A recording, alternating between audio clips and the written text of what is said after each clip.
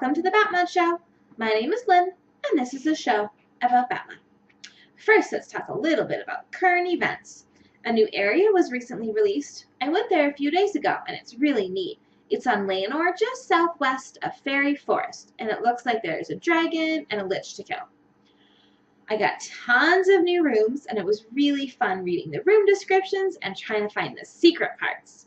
However, there is a mob that casts Acquisition and maybe a Dester or a Disintegrator. So, have fun exploring, but bring your death sets. Thanks to Mutt for making that area.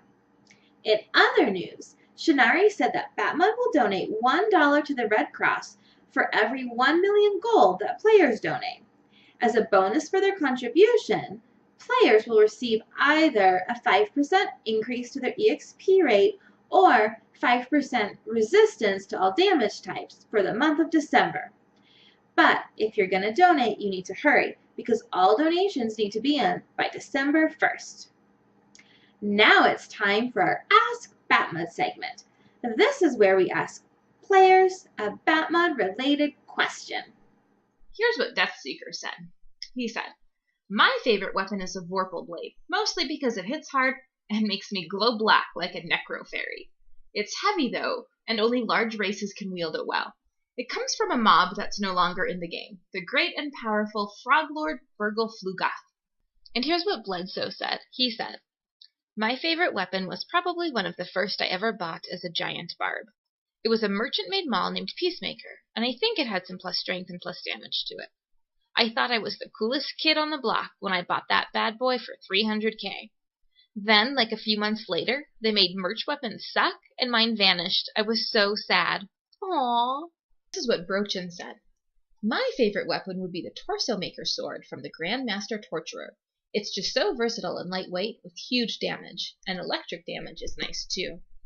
It's also usable in many re-inks with the Longblade skill, like Karam, Crimson, Ranger, and Liberator, just to name a few. Only downside I can think of is that it's a two-handed sword, which makes wielding it require a decent-sized race." Here's what Zinko said. "My favorite weapon might be the blood-red axe known as Blood Drinker from Kootenakwa. It was a really awesome weapon for newbies at that time. I was so happy when I was a newbie and was finally able to buy 2 of those for my ranger. Sadly, no one is really able to use those anymore because of that level limit." Thank you so much to everyone who participated. Our next Ask BatMUD is going to be, please tell us about your favorite EQ experience. If you want to participate, please either send me or Sparhawk a tell, or else you can send us an email. Our email address is thebatmudshow@gmail.com. Thank you so much. All right, now it is time for the question and answer part of the show. Here's the first question.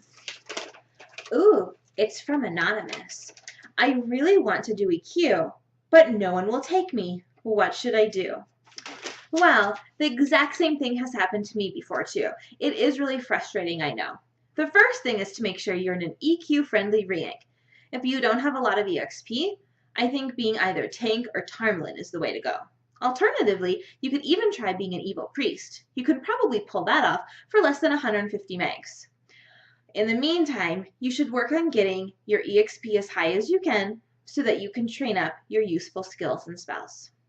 Instead of doing the big, huge EQ stuff right away, you might want to focus on doing some smaller EQ stuff.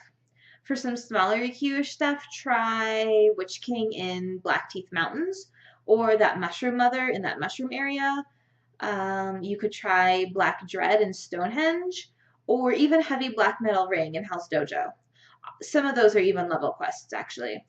And you can either lead those yourself, or if someone is already leading them, they'll be happy to take you along. All right, the next question. Ooh, it's from Resin. "I'm addicted to re-inking. What should I do?"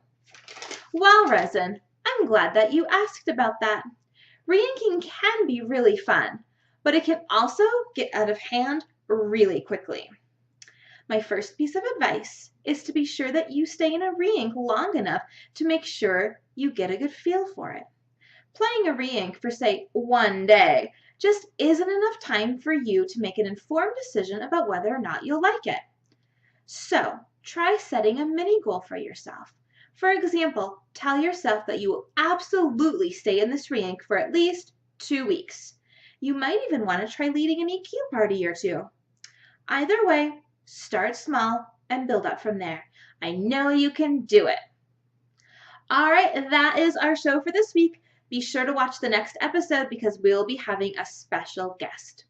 Dural, the BatMUD Arch Wizard, will be on our show. So please send me all of the questions that you've been wanting to ask Dural, and he will be answering some of them on our show. You can email the show your questions. Our email address is thebatmudshow@gmail.com, or just send them to either me or Sparhawk via Tells in BatMUD. Thank you so much for watching.